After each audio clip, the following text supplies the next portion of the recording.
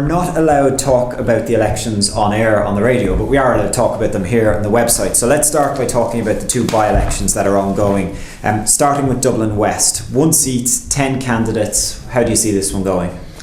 Well, superficially it looks like a two-horse race, and by-elections always come down to two-horse races, pro and anti-government, between David McGuinness of Fianna Fáil and Ruth Coppinger.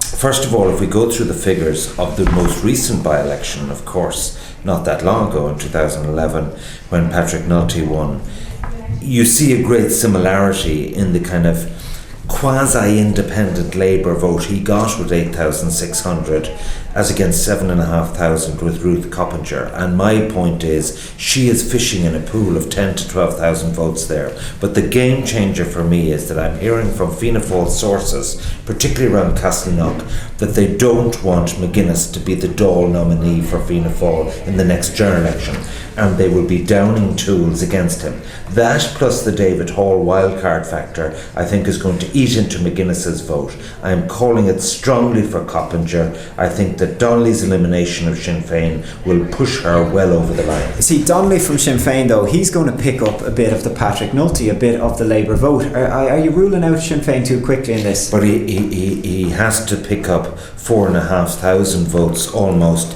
He's that far behind Ruth Coppinger. Donnelly is a real prospect for the next general election for Sinn Féin, but not for this election in my view. Coppinger, when I tipped him on Newstalk Breakfast, she was 5-4. She's now 1-4. Okay, fair enough. Moving to Longford-Westmeath, there are 9 candidates in this for, again, 1 seat, the by-election caused by Nicky McFadden's death. Very, very Athlone heavy in terms of where all the candidates are from. Is this surefire thing that Fine Gael will hold this seat? It is now, because the latest intelligence from the constituency is that the type of early traction that Angus O'Rourke was getting, again in a two-horse race, is dissipating.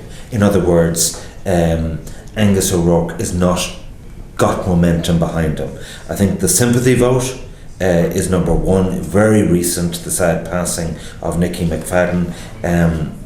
The proximity of the timing of this rapidly moved writ, I think, is going to fall in our favour. But the other critical factor is beyond Athlone. When you look at the influence of Willie Penrose in areas like Mullingar and the rest of Longford, I think the elimination of the Labour candidate or moving straight to number ones, Willie Penrose's vote tends to be a pro-coalition vote, and I think that copper fastens the seat. And I think the circumstances are that because the by-election was caused by a Fine Gael vacancy, people will take a step back from their general anti-government stance by electing her. Okay, so we will know hopefully Saturday evening, Dublin West and Longford-Westmeath.